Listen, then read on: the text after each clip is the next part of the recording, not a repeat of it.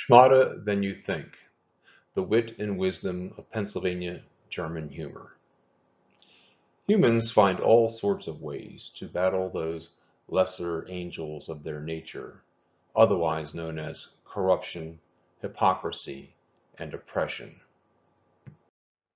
One of the most intriguing examples of political resistance has been the use of threatened tongues, such as the Felsish dialect of the German language. In this country, we call it Pennsylvania Dutch, or more correctly, Deutsch. Deutsch is more than a collection of words and phrases mostly spoken today by the Amish and Mennonites. It truly reflects a state of mind that many people in this country once held, a resistance against unwarranted abuses of power and authority. When the Ku Klux Klan tried to organize Pennsylvania's 67 counties, Union and Snyder counties were the only two not to have an active clavern during the 1920s. Not because Dutchmen necessarily had any great love for other religious or ethnic groups, but because they resented anyone from headquarters in Atlanta, Philadelphia, or anywhere else telling them what they could say, think, or do. I've often wondered if much of Prince Farrington's bootlegging success in this region was likely due to this phenomenon. What better way to disguise illegal activities during Prohibition than for local farmers supplying him with corn to speak Deutsch rather than English at the grist mills when the feds were around? A drive along our back roads reveals snippets and clues to central Pennsylvania's German cultural heritage with names like Kaiser Run Road and Schmalsbach Road. I still hear folks in Penns Valley calling Ahrensburg Ahrenstadel and Rebersburg Reberstadel. I should say Penns Valley. Some of the old timers I got to know were so Dutch they said that they couldn't pronounce their W's. Then there are the phrases, it once rained, and the pie is all. Or I hear sentences ending with not, as in right, or isn't that so? Sort of like the Canadian use of or the Anthracite region's phrase, hey na. And why was this ridicule and diminution of culture and language so deliberate? Could it have been because the government made anyone and anything German suspect during the First World War? Contrary to what some may think, the notion of humorous Germans is not counterintuitive or a contradiction in terms. Pennsylvania German humor was and still is often self-effacing and laden with earthy, plain-spoken themes ranging from farming and the ever-present manure to nods and winks over sex and stinginess. A few years ago, a group down in Schuylkill County invited me to attend their annual Fersammlung. These gatherings date back over a century, where several hundred people sit down to a community dinner. All conversations at one time had to be conducted in the Deutsch dialect. Violators used to be fined a nickel or dime, but not so much today. After dinner comedy skits are performed entirely in Deutsch by men, so there's a lot of good-natured cross-dressing and clowning. Yeah, I suppose it was a simpler time, but we still hear similar elements and themes echoing in today's comic routines. Here are a few examples. Do you know how copper wire was invented? Somebody gave a penny to two Dutchmen. Or this one. A woman was driving her buggy to town when a police officer pulled her over. I won't cite you, said the officer, but you need to fix that broken reflector on the back of your buggy. Thank you, said the woman. I'll have my husband repair it when I get home. The officer then said, I also noticed one of your reins is wrapped around your horse's testicles. Some people might consider this cruelty to animals, so please have your husband check that too. Thank you, officer. When the woman got home, she told her husband about the broken reflector. Oh, yeah. And by the way, the cops said there was something wrong with the emergency brake. Many of these ststories came out of the same tradition voiced in letters to the editor, purportedly written by Gottlieb Bunestehl, the proud husband of Polly, and the resident of Hassebarek, or Rabbit Mountain. But this Bunestehl fellow, or Beanpole in English, was actually the pseudonym of newspaper editor and Aaronsburg native Thomas Harder. In fact, Tom Harder is my nearest neighbor, resting since 1933 in the cemetery right across the street. Harder spent his professional life as a newspaper publisher of the Middleburg Post and of the Keystone Gazette in Bellefonte. In his younger days, Harder entertained his mother by translating literary classics such as Shakespeare's Hamlet into Deutsch. Unfortunately, though, sei oder nicht sei, das ist die Frage, doesn't ring quite as melodically as to be or not to be. That is the question. Harder was the most widely read promoter of the Deutsch dialect. His Bunestehl books and newspaper columns sold like wildfire all across Pennsylvania's Deutsch belt, from Allentown to Lock Haven during the early 20th century. This alter ego, Bunestehl, taps into and shows us how and why people lived and laughed over a century ago. Some of the Bunestehl stories yield mild chuckles, some cause us to guffaw out loud, and others give us reason to pause and reflect. Bunestehl introduces himself through his first letter to the editor in Harder's paper. Dear Colonel Harder, ever hear of me? My name is Bunestehl. Most people claim that I'm not all there. And maybe I'm not, since I was born this way, though there isn't much I can do about that. I had a photographer take this picture. My clothes aren't what they should be. My toes peek here and there through my boots, but Polly says our house is cleaner when I take them off at night because my toes are well aired during the day. My hat used to be a top hat, but ever since Betsy Hulleheck plopped her rear end down on it, it looks more like an accordion. I told her my hat was too small to fit over her big butt. Dutchmen are always trying to find your place in the cosmos by asking questions. Questions such as, what's your name? Where are you from? Who's your relation? I used to drive our daughter crazy, insisting that our granddaughter should learn about her German heritage by encouraging her to utter I as her first words. Bunestehl is equally proud of his background. Dear Colonel Harder, some people ask where I live and where I'm from. I'm descended from Christoffel Bunestehl. I was born when I was very young and grew up like any other animal. When I got older, I hauled lumber from a mountain with a team of oxen. By the third day, I was tired. The oxen were stubborn, and I didn't know how to get them home. I finally figured I could get those oxen moving. I got a large thistle stalk and crawled up on the saddle ox. Then I leaned backwards across him, lifted his tail, and shoved it there. After that, all I know is we went down the mountain like a thunderstorm. The branches and brush sliced up my clothing and my body until I became dizzy and flew off the saddle. The oxen ran off, and I guess they're still running. When I woke up, I was in bed in a house, and a pretty black-eyed, red-cheeked girl was chasing the flames from me. I asked her what happened. She told me that I was hurt when the oxen ran by, carrying me. Right away, I thought of the thistle stalk. Where am I, and who are you? You're in Widow Snively's house, and I'm her daughter. That was my first meeting with Polly. But not the last. You know the rest of it. Now we live on Rabbit Mountain in Hullerheck Township, United States of Columbia. If anyone wants to find me, go to Hullerheck's Tavern. From there you can find a well-worn path up the mountain to our house.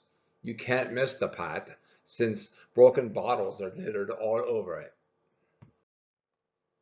Speaking of alcohol consumption, Germans simply viewed it as a social lubricant, as an opportunity for neighborliness and conviviality, not as a conspiracy on behalf of the Kaiser, as the forces of prohibition portrayed it. Dear Colonel Hada, I've received so many compliments on my good looks since the time when I sent you my photograph. The women said if I dressed up more like the other guys, I'd look like a gentleman. It really pleased Polly, and she went right out and bought me a new pair of boots. Not that I needed them, mind you. She just thought I might amount to something more if I dressed up and took care of myself. The words "took care of myself" left me feeling uneasy. I didn't know what she meant until she finally came out and said that I might start by avoiding Hullerheck's black bottle for a year. That made me half angry, because she could have been more honest about me hitting the bottle too much. But she was so nice and had bought me new boots, so I took it as it came. I explained to her how hard it is to turn down drinks at Hullerheck's. She then reminded me at the time I came home so loaded that I got sick in bed. Well, finally I agreed with Polly, so I wrote and signed in black and white that for a whole year I would not go to Hullerheck's, unless I really needed to see somebody, or if it was a special occasion of some sort, or if there was nothing else or nowhere else to go to spend time on Rabbit Mountain. I also promised that I wouldn't spend a penny on liquor or beer for 1 year, except when my back ached, or when my nerves were shot, or when something else required a little adjustment. I also insisted that if anybody on the road comes walking to the bar yelling, "Come on, boys," I can do as I wish, either to let it alone or to step up and have something, just to be good-mannered. Now, as you can imagine, I had to be real careful not to break my pledge. This morning I went straight up to Hullerheck's and told everyone about my promise and showed them the paper. Bill Biffaboya took it and read it out loud, while the rest exclaimed that something's got to be wrong with me and that I should take something real quick to settle my nerves. Of course, I had one right away, and Hullerheck and the fellows agreed that a temperance pledge such as mine wasn't such a bad idea and shouldn't cause any harm to anybody. Another time, though, the drink gave Boonestiel reason to consider his position on the subject. Dear Colonel Harder, the other night I took a ride that I'll never forget as long as I live. While on a trip down to Owlville on a little political business, I lost track of time. I used to live near there, and I knew the people very well. They knew me too, and that's why I moved out. One guy in particular I liked a lot was old Mike, our blacksmith. Well, I called on Mike again at his old place, and the next thing I knew he had me in his cellar drinking cider. I promised Polly to come home sober, but from the cellar we headed to the tavern, and by the time I arrived there I forgot everything about Polly and politics. The sun set, and dark clouds arose in the east. I saw that a thunderstorm was coming up, so I left the tavern and crawled up on a skinny old mare which I had borrowed. I couldn't get my balance at first, but two men held me in the saddle while another let go a clap on the mare's thigh. Whoops! And off she went like a bill of smoke. I had 10 miles to go along a dark, lonely road to get home. I flew by a place where a peddler was killed. To calm my nerves, I began to whistle a church hymn. Next, I went by the place where some guy hanged himself. There was a white marker stone at the fence corner, and I had a notion to turn around to avoid passing it. My hair shoved my hat up so far that it wouldn't stay on my head, and I had to carry it in my hand. Soon it started to thunder and lightning. Y'all, it was as dark as the inside of my pocket. Every time the lightning flashed, I thought I could see myself surrounded by ghosts. Suddenly, I went around a corner into a dark patch of woods. In the middle of this, I saw the big fire, and I couldn't have been more sober as I gathered enough nerve to get closer. There were people dancing around the fire, but the lightning had stunned my eyes so much that I couldn't see who they were or what was going on. Finally, I could see that they were all women, and they were all naked. Of course, I rode right up to them, just like a married man should, and hid behind a thorn bush. In one corner, someone sat and played a pipe. He had horns on his head, cloven feet, and a long forked tail. On a table in the middle of the dancers lay a man's head, a noose, a bloody knife, and a casket. What all this meant I really didn't know, but suddenly one of the women turned, and I could see that it was old Sis Schlegel, who had been hanged as a witch. I was witnessing an actual witch dance, and the piper was piping away. Fear! My hair stood out like chestnut thorns. My teeth chattered and my heart boomed so loudly I was afraid they'd hear it. I gripped the mare by its bridle to turn around. In a minute she moved, then, whoosh, the firelight vanished. Then the thunder really hit, like 1,000,000,000 throbbing machines. In the darkness I saw them come at me like bees out of a hive. The old mare did her best to get me out of there. Oh, what had I done? If only I'd listened to Polly. The witches were coming closer and closer. I held the old mare tightly to the road because I knew we'd soon be crossing the creek and that witches couldn't get across the water. Finally, I saw the bridge, and in the next minute I heard the old mare's hooves clattering on its planks. I felt so relieved, but my hair was singed all around my head, and I smelled of sulfur for a few days. When Buddha Steele tried to fill Harder's shoes, the reader gets a peek at the realities that a turn-of-the-century journalist faced. Dear Colonel Harder, since your newspaper didn't get here last week, I decided to take a train from Rabbit Mountain to pick it up in town. But before the train left to take me home, I had already stepped into your office. Your assistants told me you was out rabbit hunting, so I made myself right at home. With my feet on your desk and one of your cigars in my mouth, I began reading your letters. The first one was from a politician. He thought you printed a political newspaper. Make them red hot, he wrote. Give the Democrats hell. They don't deserve anything better. The next letter was from a man who used to peddle Huffman's gumdrops.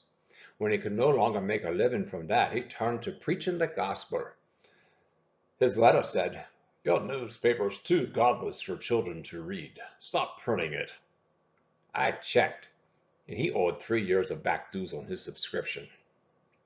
The next letter said your newspaper was only good for wrapping apple butter jars. I guess he figured you couldn't be blamed for publishing what you thought was worthwhile.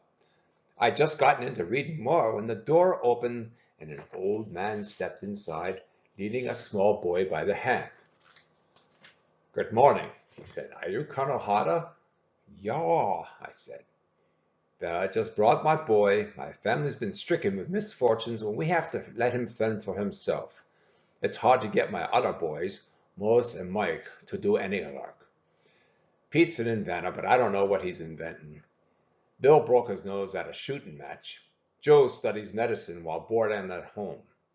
Abe and Sam are married and run my farm for themselves, and the others are just taking care of themselves except for this kid. Jim and I thought we'd make a printer out of him. He's too weak and lazy to work. All he does is eat, and since anyone worth a dime can run a newspaper, I thought the printing business would suit him. What do you think? Yaw, I said, let him stay.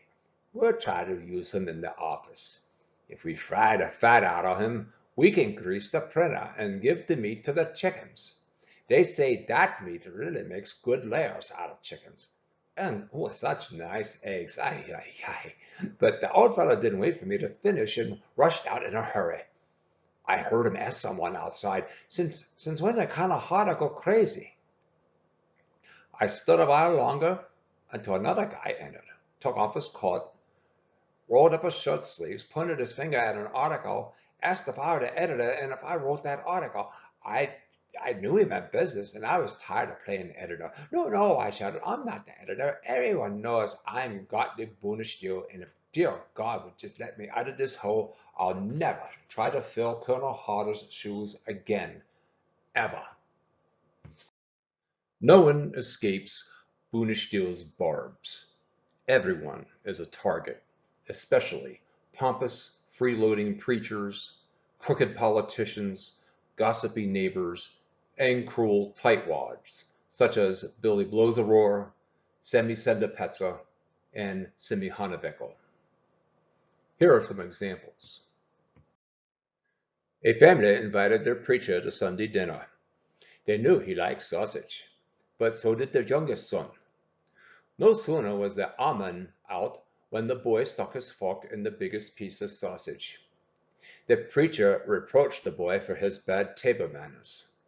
"Well," asked the little boy, "which piece would you take?" "Why, the smaller piece," replied the preacher. "Then don't make such a fuss. There it is." The stories even ridiculed the obvious. A teacher was talking to her students about some basic grammar rules. I go, you go, we go. He goes, she goes, they go. "Johnny, can you tell me what this means?" To which Johnny answered, "Well, let's say it means they've all gone." But Bunestiel saves his strongest venom for greedy bankers who enjoy foreclosing on farms. "Der Colonel Harder.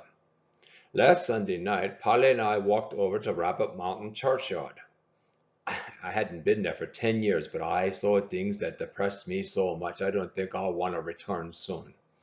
You must have known about old Billy Blotner. Well, everyone knows what a good old guy he was. Nobody ever knew him, ever went hungry while he was around.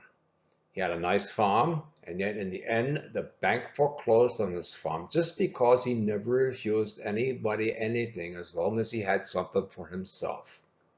Many people took advantage of his big heart and finally loused things up so bad for him they had nothing left of his own. Then he mortgaged his farm to Sam Kiesling. Sam was one of those greedy pigs who's always dangling a few $100s to force a poor old fellow like Bill into a corner. It only took a year until he owned Bill's farm and put Bill on the township for welfare and support. I visited old Bill after this happened. He gave away everything except his heart, and that, I think, he would have given away had it not been too big for an ordinary man. All the neighborhood children knew him and came to visit him often. If anyone gave him a nice apple, Sam kept it for the kids. When they came to see him, he followed them with his cane and hobbled through the fields, helping them pick flowers. I was at his funeral. There was about a half dozen at the church. Even his friends didn't come. The preacher gave a short sermon. His text was something about the troubles of the children of Israel.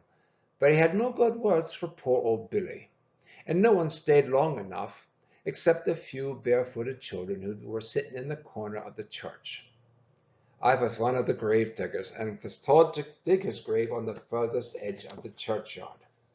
Last Sunday I revisited his grave. I could hardly find it. It was overgrown with weeds and in bad shape. At the end of the grave was a small board carved with his name and age. I don't know who put up the board, but it sure looked like kids' handiwork. And I think it was, too. I left the place with a heavy heart, but it didn't last long. When I got to the front of the churchyard, I saw a huge shaft, a beautiful marble.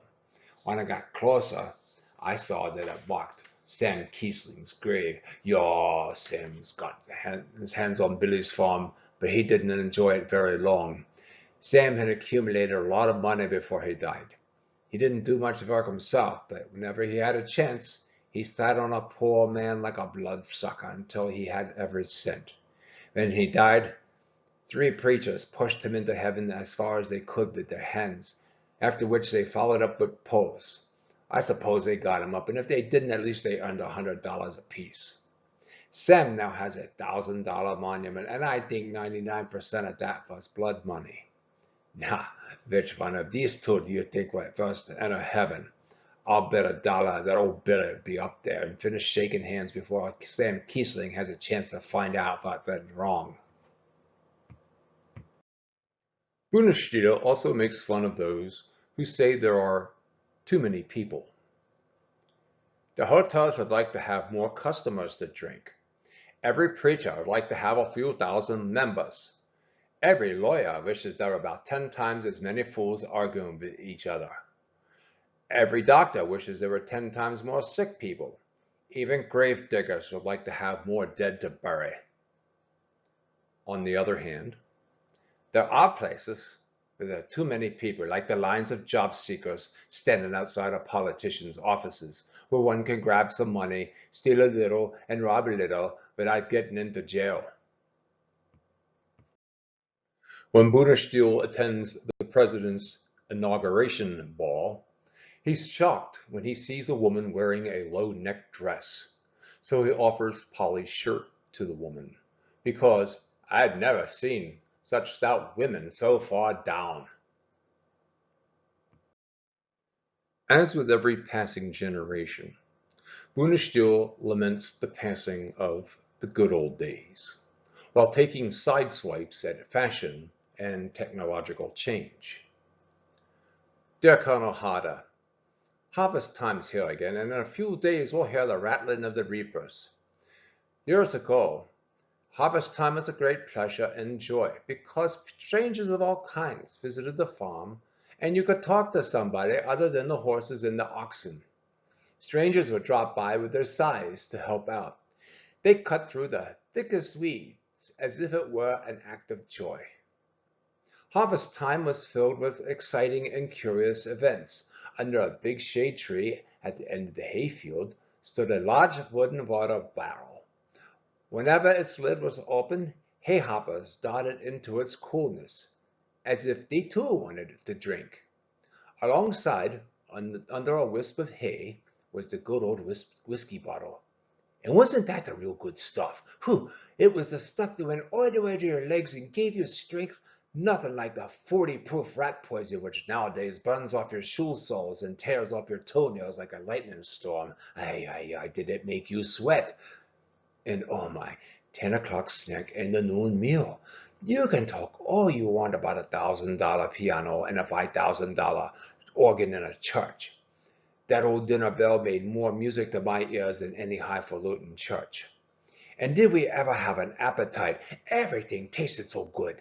I'd build fence for a whole day for just one more piece of the cherry pie or ginger cake like Mother used to bake.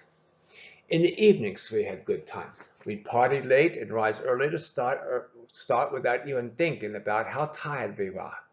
A $50 a day was good pay, and the people lived better than they do now. Of course, not everyone could afford a piano or an organ for the young girls to drum on while mothers milked the cows. But the girls had qualities you can't find today. They were strong and plump and weren't overcome by fainting spells every 24 hours. At least they didn't tie their waists off with hay twine until they looked like skitty wasps. The boys were so grateful for the farm life that not all of them wanted to be doctors or lawyers. Nowadays, as soon as they can recite the multiplication table, our children want to leave the farm and move into towns to weigh sugar, to play around as counter clerks, and to wear dress gloves and high collars. The good old days are gone with the grain scythe and the sickle. Nowadays, the farmer mostly manages his farm. The hard labor is done through machinery. The reaper does the mowing, the hay raker rolls it into rows, and the hay fork lifts it up into the barn. Hay harvesting begins on a Monday morning, and by Saturday afternoon it's all over. By 3 o'clock, the farmers sit on the long porch of Huller Heck's saloon, waiting to invite some passerby in for a drink. The other day, Billy Bixler and I were just discussing all this, and we decided to call a mess meeting of the workers in Rabbit Mountain and declare a strike. We'd be willing to work for $1 a day for any farmer who guaranteed a crock of liquor at its usual resting place. It'd be $2.50 a day if we were forced to provide for our own. In any case, it wouldn't make much difference to me, since for over 10 years I've been studying how to find a way to live without working. I'm sure I'd make a good, strong politician, since I'm a gifted speaker and can tell people more in 1 hour than they'd be able to believe in a whole year. Here's some debate about the futures of young people. Dear Colonel Harder, what is becoming of our youth? An old friend asked me just the other day. They are misbehaving more every year, and if this keeps on, everything will go to the devil. Now hold on a minute, I said. Do you think the world is worse off and our children worse than they were in our time? Don't you remember how things were years ago? When a crop had to be brought in, a barn had to be built, or a farm had to be sold, no one looked to men with school learning or pretty handwriting for help, but to the biggest bully, and to the man who could hold the most beer. Nowadays, when a fellow tends to get into fights or to get drunk, people will shy away from him, and any well-mannered lady will show him her glove. Do you recall how it was when Freddie brought in his harvest with the old hen sickles, and how drunk you got afterwards? You were too drunk to remember anything when we tried to lead you home, and we finally called for your wife to help so the rest of us could go home. This caught my old friend like a blow to the ribs. Let me tell you, this bragging from our older generation of their virtuous youth is all wind. I suppose whatever good boys they were in our youthful days just died. Big question is, what do we want for our kids? We must understand them first. If a boy's good at cutting splints and preparing licorice water, then he should learn the doctoring handicraft.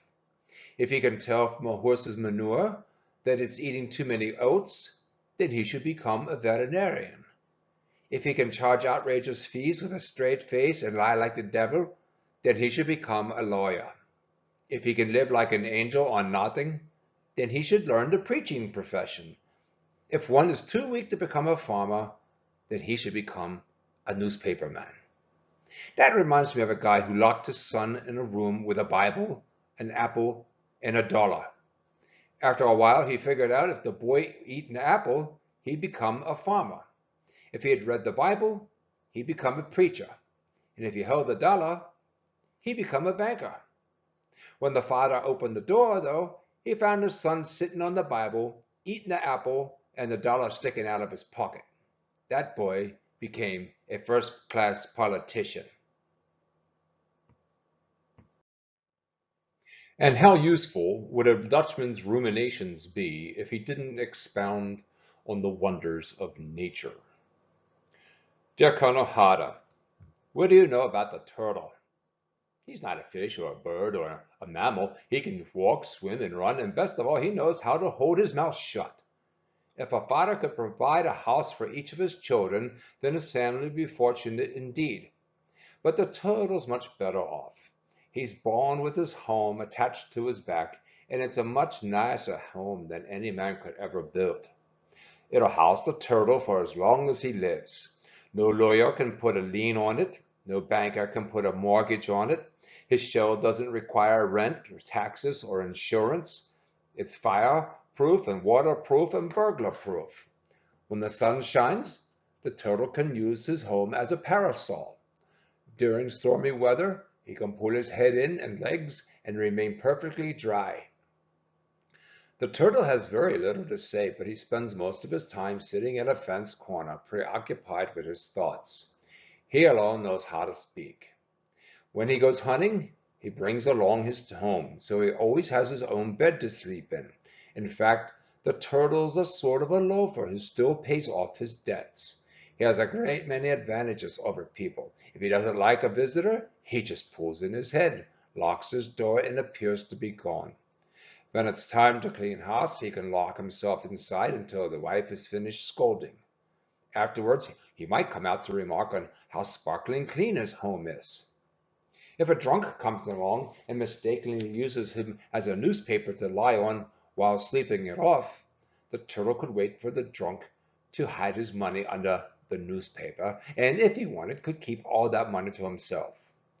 If the turtle goes to church and happens to meet a storekeeper who sells poor people 14 ounces of sugar for a 16-ounce pound, and who's in charge to reap 14 years of salvation for 14 years of corruption, then the turtle can first go in his home, lock all doors, and sleep until the sermon is ended. Whenever anyone approaches him with crazy ideas about changing the world, he can pull in his head and pretend that no one's at home until the nuisance has left.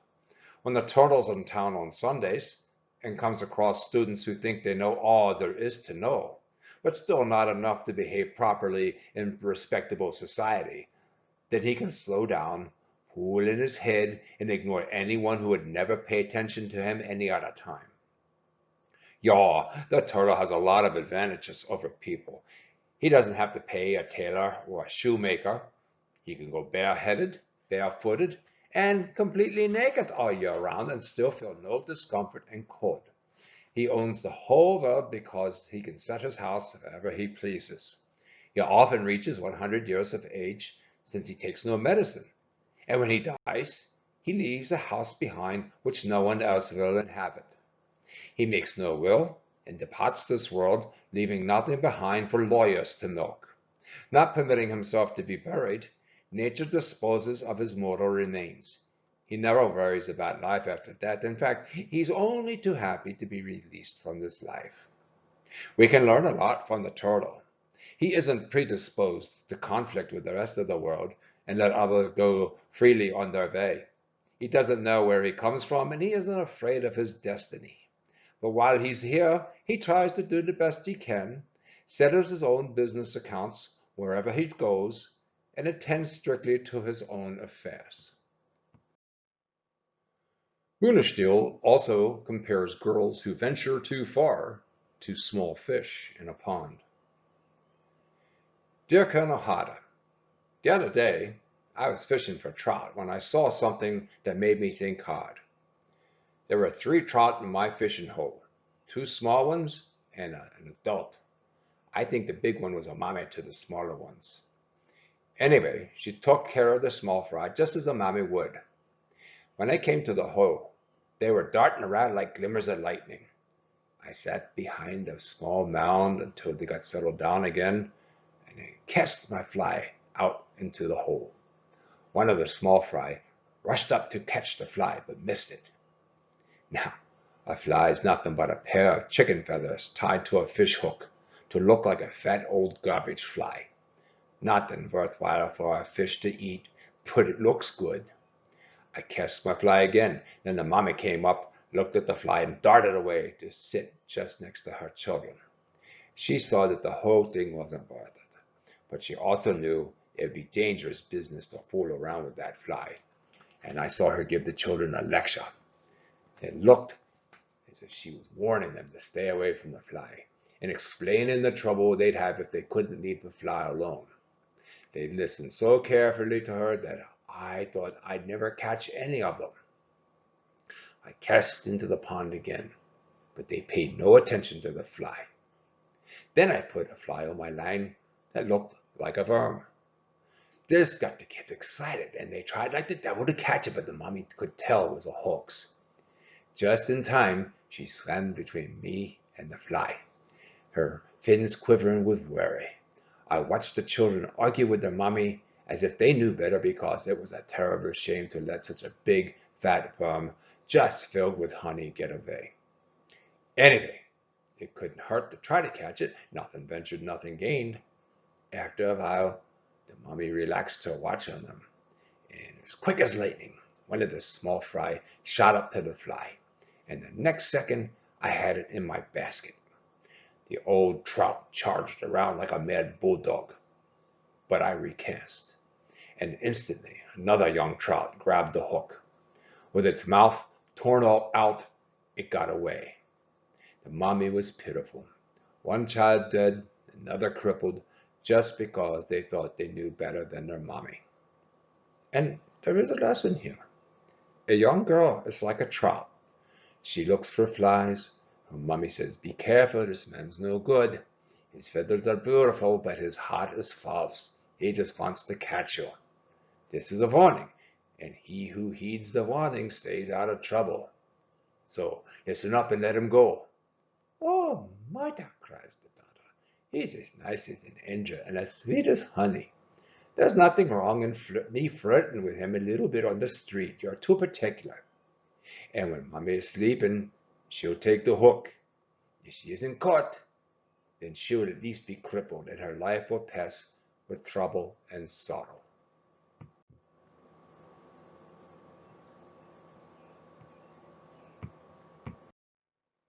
And this one. Dear Colonel Hatter, have you ever asked yourself how many different kinds of pigs there are in the world?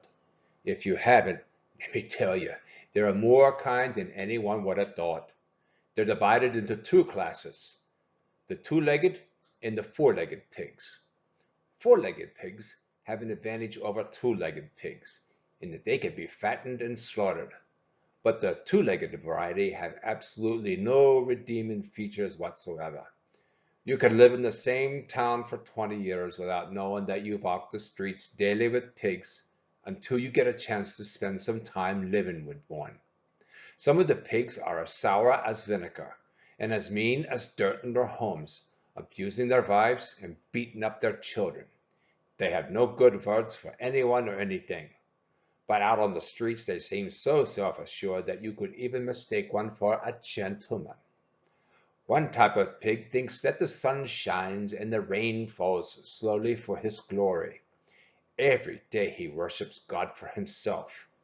And if he could control the wind and the rain, he would turn his farm into a garden and that of his neighbor into a desert. This sort of pig is never too tired to create hellfire just so he could enjoy seeing them burn in agony. There's another kind of pig, the one who hangs around taverns, who's always ready to accept a drink, yet never has enough money to set up his own drinks. This pig bums chewing tobacco, smokes the cigars, and drinks the whiskey that others pay for. Later, he brags about how much richer he is than those who've been providing those free gifts. I have no problem with a man who spends too much of his money in bar rooms, but supporting a drinking habit with another man's money is a different matter. Another type is the railroad pig. A railroad pig is a man who's not satisfied with having any seat in a railroad car. He spreads himself and his baggage across 4 seats, making ladies and old people stand when the car is full. Such animals usually take every bit of food and don't share it with anyone. In a tavern, this pig will eat once a day, and what he can't shove into his mouth, he'll stuff into his pockets and eat later. One more type and I'll be finished. This is the pig who always has to be first. He'll crawl over ladies and children, leaving them in the dirt just so he can carry his snout higher than anyone else. There may be more of this pig than any other, and it's impossible to get rid of him. Education and refinement only make them worse and more acceptable, since a polished pig can crawl into many high places that a common pig, fresh out of its pen, wouldn't dare reach. Runesteele compares his friend's improvisational therapy session at Hullerhex, sort of like today's coffee clubs, to a nest of rats. Dear Colonel Hatter, I heard that rats will eat their own tails during cold weather when they run low on their food supply. I often thought the same thing was true for men. Here at Hullerhex Tavern, we have such a rat's nest. A whole winter long, they sit behind the stove and talk about everything that goes on. Here, no woman that is seen walking the streets is free and clean, and any woman stopping long enough to greet one of the rats will have a dozen or so talking about her as soon as she moves outside of hearing range. If a gentleman paid no attention to the rats, but continued on his own business, paid his taxes, and supported his family, then the rats would rip him off about every day. When spring arrives, the rat's nest breaks up. Everyone's so glad when summer comes, so that the rats can run outside into the field to raise some wheat for their families. It's a relief for the better class of people when the rats are working, for then the rats have very little chance to talk about among themselves. The other day, I visited the rat's nest in Hollow Heck's barroom. They were talking about everybody passing by. There was no good word for anyone. Nobody was praiseworthy, and everyone was a no good for nothing and a rascal. Finally, Mike said, "It wonders me what people say about us when we're not here." "Me too," added Bill. "Supposing we expressed our opinions about each other. I mean, tell the exact truth about each other just as we would if all were not present." "Well," said Sammy, "I'm all for it if no one gets angry." "Never mind," said Bill. "We'll fix that. The first person who gets mad has to set up drinks for the whole house, and we'll make Gottlieb Bonerstill here be the judge. We know each other's weaknesses too well, and it will do each of us good to hear his own feelings. I'm not afraid. I'll be the first one on the stand, and then I want each one of you to speak out. Hold nothing back. I got nothing to hide, so I won't be getting angry." "All right," said Benny. "Stand there in that corner." Bill stepped into the corner. "Do you know Bill?" asked Benny. "Yaw," replied Mike. "Sometimes they call him Bull Royer for the time when he stole a bull, branded it, and sold it for his own." That's a lie," shouted Bill from the corner. "Tut, tut, Bill," I said. "You'll lose the drinks." "To heck with the drinks. I won't stand for that lie." "This is all in fun." "In fun? Nonsense. They're saying it in fun when they really mean to hurt. That old bull story was forgotten, and they don't need to stir up that old dirt all over again." I finally got things settled down and under control once more, and Jake began again. "No one knows how Bill made his money." "I know how he made $120, said Sammy. "How? He collected it as a church offering for improvements when he was an elder and never turned it over." Bill flew against the wall as he shot into the air like a sneezing Maltese cat. With one jump, he cleared my legs, and in the next instant he had Sammy by the throat. They fell and rolled, upsetting tables and chairs and benches like two striped tomcats, until finally Sammy cried, "Enough!" and we broke them apart. This ended the experiment in the rat's nest for that day, and we all decided that each one had work to do if he wanted to keep his house clean. Moral of the story: if a man printed both his good and bad deeds in the stars for all to see, then most people wouldn't pay attention to anything he ever said while in church. Even machines can teach us a lot about people. Dear Colonel Harder, have you ever seen a moving engine? If you have, did you ever notice that the little rods driving the engine make the least amount of noise? The fly rod thrums and beats and slams itself about and seems to keep the whole thing going. And yet it wouldn't turn an inch if it weren't for the tiny silent rods under the engine that we can barely see and that are all covered with grease. It's the same with people. Whenever things get moving, you always have someone who blows his horn and flies around and makes such a fuss as if he were the machine. And the fact is, these people do practically nothing other than line their pockets with good pay for every move they make. They always make sure their names are heard, whether others want to hear them or not. I guess they can't help themselves. They're always sick for wanting to be known. You'll see the same thing at the fishing hole. You won't hear any noise where the water is deep. That's where the big fish are. Then you go to the noisy river. The water's shallow there, and that's where you'll find the small fry. Or take a barrel, fill it with sand, roll it down a hill. You won't hear a sound. Then dump the sand and put a pair of walnuts inside, and you'll think the devil's broken loose when it rolls down the hill. It's not the guy who makes the big racket that does the most work. It's the quiet one, who doesn't have time to show off his name, who does the business. The man who's conscientious and hardworking and doesn't need to advertise his name. He advertises himself. That man works for character. The other works for reputation. Character is what a man really is. Reputation is what other people think he is. An ounce of character is worth more than a carload of reputation. And a guy who's more concerned about his reputation then his character can't be trusted out at night after 10 o'clock. When a man who's tempted to do wrong looks you in the eye and says, I can't do it, it's not right, that's when the devil takes a back seat.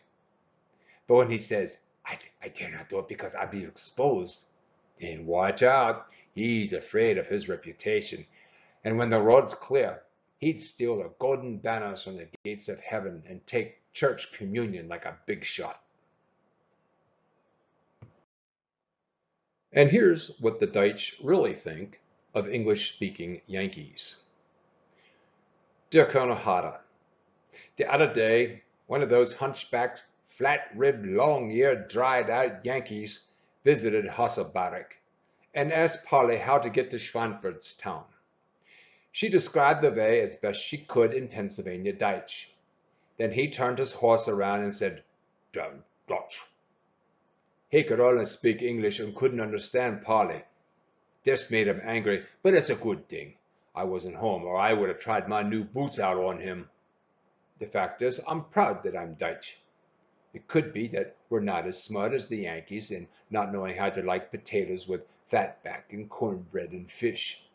I still prefer to stick to the good old Pennsylvania Dutch style of living. You can go anywhere and see a difference depending on whether Dutch or English is spoken. When you see a neighborhood with first-rate land, a nice barn, a good post fence, nice fat oxen, smart horses, plenty of good laden chickens, a smart wife, pretty girls, and fat babies, and where people have plenty of the good things for eating, such as the best young beef, wheat bread and Lenten cakes, fresh butter and apple butter, and sauerkraut, where the people are so good-natured that they'll invite any casual visitor to dinner. In seeing these things, most everyone would agree that no one can surpass the good old Pennsylvania Dutch. Now, visit an English-speaking community and see how it looks there. The farmers have their plows and reapers exposed to the weather from year to year. The broken down fences, the poor wheat crop, thin livestock, stinking butter, spoiled eggs, hash made from chicken meat, everything is all backwards. They wear handsome shirts over an empty stomach. Visit a large city sometime. Call on the local jail and ask the sheriff how many thieves and other rascals are kept there under lock and key. And he'll say, pretty many. Then ask him who the majority are, English speaking or Dutch. And I know that he'll tell you that the thieves and other offenders are all English speakers. And the only Dutchmen there are jailed for some other minor woman problem. Anyway, I stick to the good old Dutch way and not give a hoot about whether those starving slop eaters like Polly and me or not. And what should we all be thankful for? Gottlieb Bunestier has the answer. Today is the day the governor sets apart to observe Thanksgiving. There are many people who haven't the slightest idea of what it means. Some think it's a day to fill yourself with turkey and then get sick on it. A person can make a pig out of himself by eating as well as by drinking. I myself like to be at a table when a turkey's being torn to pieces. Not that I like turkey, but because there are generally some things, good things that go with it. Many people go to great expense to get together something good, especially families that are rich. Then they thank God that they are getting along so well, but don't think that perhaps their next-door neighbor's children are suffering from hunger.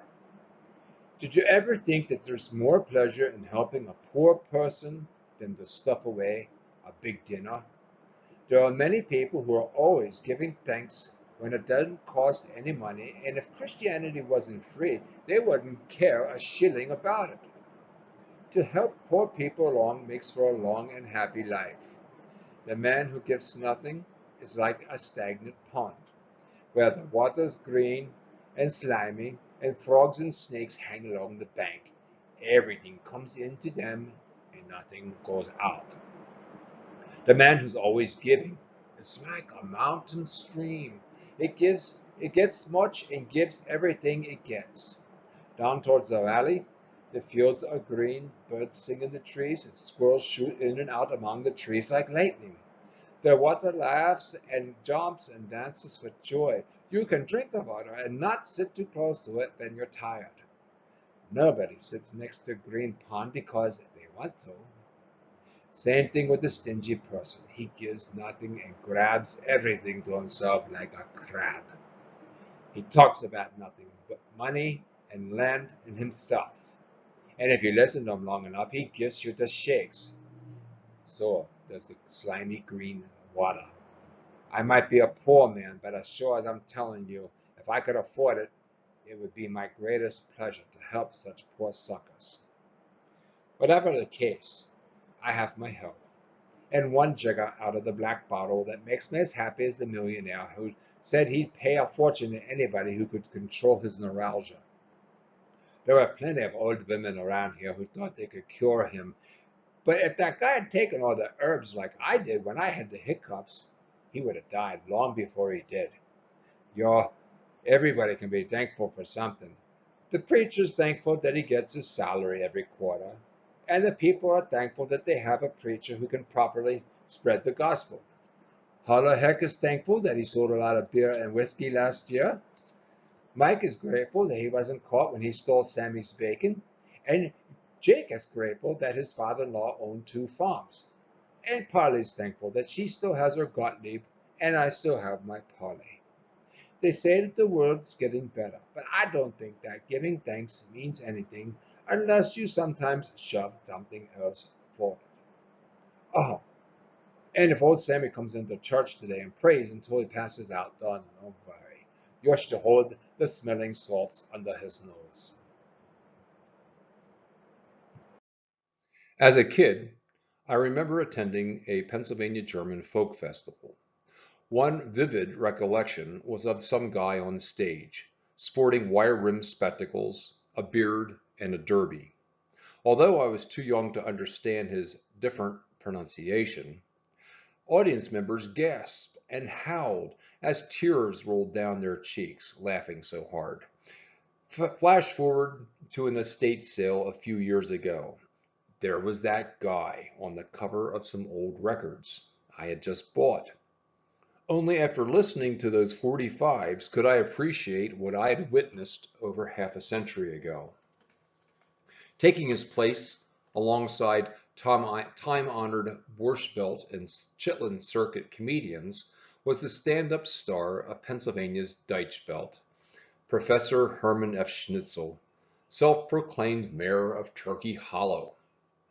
In the finest tradition of countless regional and ethnic humorists, from Mark Twain to Aaronsburg's Tom Harder and his Gottlieb Bunestehl, to Cal Stewart's Uncle Josh, to Loretta Aiken's Mom's Mavely character, Schnitzel delivered biting commentaries on humanity's timeless foibles, follies, and frailties. Co-workers at Ted Rickenbach's daily factory jobs in Berks County never tired of hearing his stories. They encouraged him to go on a Reading radio station where he adopted the Professor Schnitzel stage persona and honed his skills. He first hit the county fair circuit during the Depression. And, as with virtually all comedians, some of his shtick shamelessly retooled old vaudeville jokes. He peppered his narratives with just enough dialect so that even English audiences got the punchlines. Schnitzel often started with, "Good evening, ladies," consciously pandering to the opposite sex. Then came droll observations smothered in a heavy Deutsch dialect. One story recounts an all too common problem. "A young fellow tells his pop he wants to marry Susie. 'Ach,' says the pop, 'you can't marry her.' 'Why not?' says the son. 'When Susie's mom and I was young, we went to the picnics, and she's your relation.' A while later, the boy tells his pop he wants to marry another girl, when his pop tells him the same thing. And so the fella tells his mom about this. 'Ach,' cries Mama, 'don't worry about all that. He ain't your pop.' Then there's the classic confrontation between educated kids and their parents. A girl comes home from college and asks, Papa, what makes the yard and garden look so nice? Hard work and lots of manure, Papa replies. So the girl goes in the house and asks, Mama, can't you get Papa to say fertilizer instead of manure? You shut up, Mama says. It took me 25 years to get him to say manure. Every comic master knows the power of timing, blue punchlines. Schnitzel used it to tell about his time in the army. As we stood there naked, I looked up and down the line. I knew then and there that Abraham Lincoln was crazy. All men aren't created equal. Some of them had feet this big. I remember an old neighbor who used to tell me that people change over time, but human nature always remains the same. So with that, I'll leave you with one last Bundessteel story. Dear Colonel Hatter, it's astounding how we have to pay for everything nowadays. The prices are jerked up so high that soon we'll have to live on pig's nose and mosquito fat or do without meat. Of course, if you want to be cheap, like rich old Simi Hanewecker, you can get by. Maybe not everyone knows how tight Simi is, so confidentially, I want to make it public. Because everything's so high, it may be worth something to others. There isn't a meaner man in the whole neighborhood than Simi, and I'll prove to you how stingy he is. 20 years ago, he butchered 3 pigs, and every year since then, when the sausages are all, he sends the skins back to the slaughterhouse to get them stuffed fresh. Simi and I used to be good friends, but when I asked him to vote for my ticket last Tuesday, he shook his head and told me where to go and how to do it. Now it's my turn to uncover his little pot. When his father was dying, he quickly ran to the barber to find what it would cost to have the old man shaved. What do you want to shave a living man? He asked the barber. 10 cents, said the barber. And how much for a dead man? $1, asked the barber. Well, I'll bring daddy up, said Simi, and lo and behold, by the time the old man was shaved, he died. But it only cost 10 cents. That was 90 cents saved. And when the snow was 2 feet deep in front of his door last winter, what did he do? He was too stingy to buy a snow shovel, so he pinched his little boy's ears with tweezers until enough people came to find out what was wrong, and in that way they made a nice path. Simi thinks I'll keep my mouth shut about these things, but he shook his head at me on Tuesday, so the truth must out. Of course, we had words, and he wanted to shut me up. Don't get excited, he said. But that went to the same place where the preacher's words in the Sunday school class go. Hold your temper, he said, and never get excited. See that fly on my nose? I'm not excited, you see, and wouldn't harm a fly. But by golly, it was a hornet, and the next minute he gave a yell like a wild Indian. Yo, this hornet's now at Simi. He's so mean that when he gives his boy a penny after supper to buy a stick of candy the next day, Simi takes the penny out of the kid's pocket at night and whips him in the morning for losing it. And when his maid bakes a cake, he makes her sing hymns all day so she can't put any sugar in her mouth. When his wife takes the cream from the milk, she's got to take the cream off the top. Then she has to turn the crock around and take the cream off the bottom. He always trims his chicken's toenails so they can't scratch out the seed. And when he writes a letter, he doesn't use any capital letters because the little ones don't take as much ink. Yo, the word mean doesn't begin to describe Simi. His heart was so dried up and shrunken, you could put 5,000 hearts like his on the head of a pin, and they would rattle like buckshot in a dry hog's bladder. That's talking harshly, I'll admit, but too bad. One good turn deserves another, so that's what he's getting. To quote William Blake, we need to see the world in a grain of sand. Ah, but there's the rub. To be a student both of the world and of our own backyard. So on behalf of the Union County Historical Society, thank you.